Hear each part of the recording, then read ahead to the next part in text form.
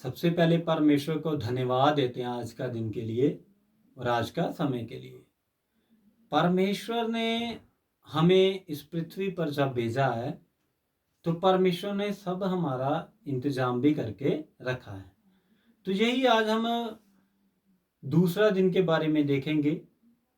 ये जो उत्पत्ति उसका 1 अध्याय में 6 दिन के बारे में बताया गया है, ये सब मनुष्य के लिए ही है, क्योंकि जानवरों को और क्या है और पक्षियों को इन 6 दिनों के हिसाब से कुछ भी मालूम नहीं है। उनके लिए दिन और रात है। तो जैसा कि हम देखेंगे, परमेश्वर ने अभी तक मनुष्य का सृष्टि नहीं किया। मनुष्य का सृष्टि 6वें दिन में हो रहा है, लेकिन जो 5 दिन है इसमें पहले ही परमेश्वर ने मनुष्य के इस पृथ्वी पर रहने के लिए क्या किया, सब चीजों का इंतजाम कर दिया है। जैसा कि आज हम दूसरे दिन के बारे में सीखेंगे, हम पढ़ेंगे उत्पत्ति उसका 1 अध्याय उसका 6 वचन से 8 वचन तक। फिर परमेश्वर ने कहा, जल के बीच एक ऐसा अंतर हो कि जल 2 भाग हो जाए। तब परमेश्वर ने एक अंतर बनाकर उसके नीचे के जल और उसके ऊपर के जल को अलग अलग किया, और वैसा ही हो गया।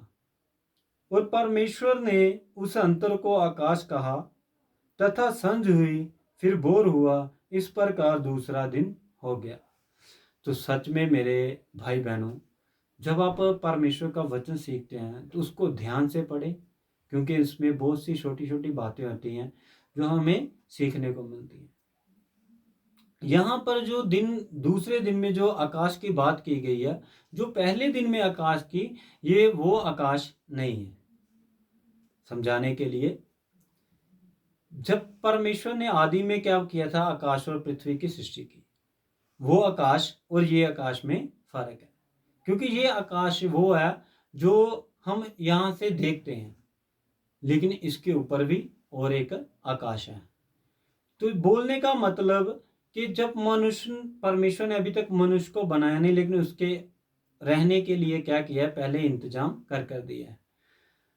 तो जैसा कि आप अगर यूट्यूब पर भी अगर सर्च करेंगे तो इस सृष्टि के बारे में देखेंगे, जो सूरज का रोशनी और चंद्रमा का रोशनी या कोई भी जो चीज है, वो परमेश्वर ने आकाश के ऊपर एक ऐसे चादर की तरह क्या किया है, बिछा के रखा है कि कोई भी चीज जब रोशनी सूरज का आता है तो वो उसमें क्या होता है, जैसे चाय को हम छानते हैं ना,